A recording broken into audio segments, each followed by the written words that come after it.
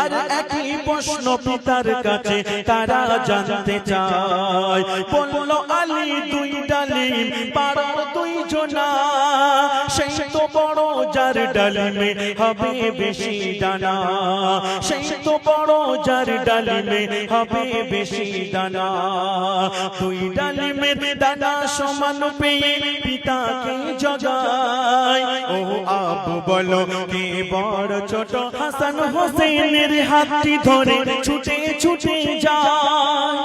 দেখলো নানা বসে আছে এক গাছেরই তলায়, দেখলো নানা বসে আছে এক গাছেরই তলায়। দেখে হোসেন হাতটি ছেড়ে আগে ছুটে যায়, আর পিছন থেকে হাসান তখন সালাম দিয়ে দেয়, আর পিছন থেকে হাসান তখন সালাম। হোসেন হাসান ফাতেমা জিগায় একদিন খোদা হোসেন হাসান ফাতেমার জিগায়। বলো জননী কে বড় ছোট আমরা দুনিয়ায়, বলো জননী কে বড় ছোট আমরা দুনিয়ায়।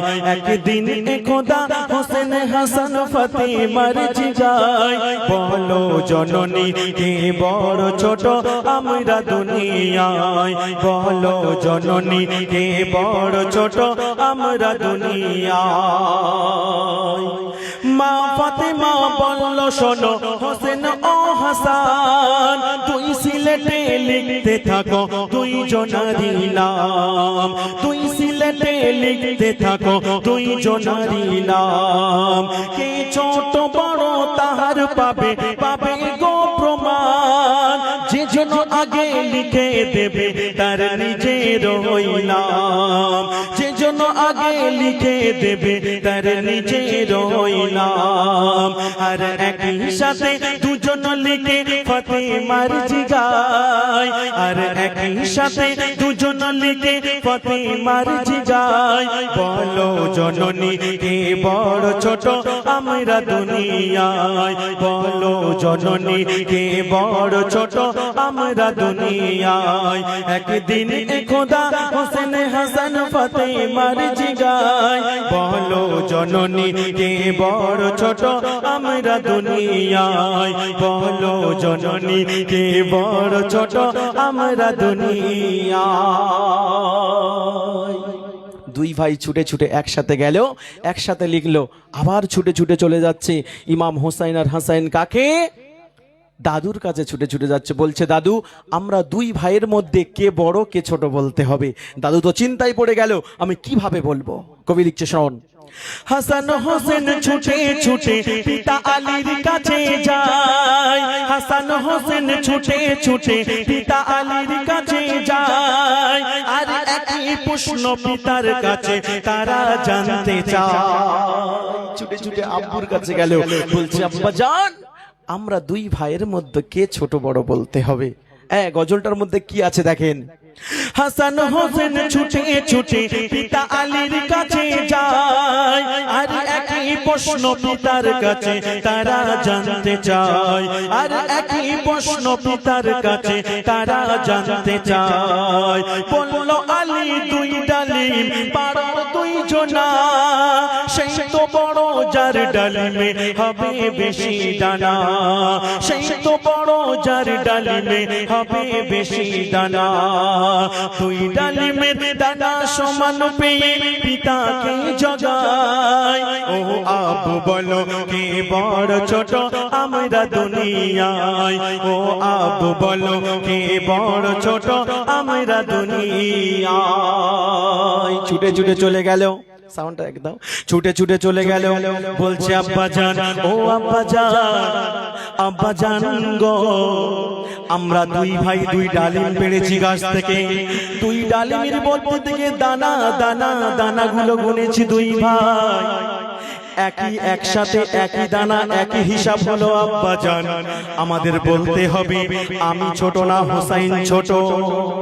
এবারে শুনতে হবে, সঠিক উত্তর না পেয়ে তারা নানার কাছে যায়।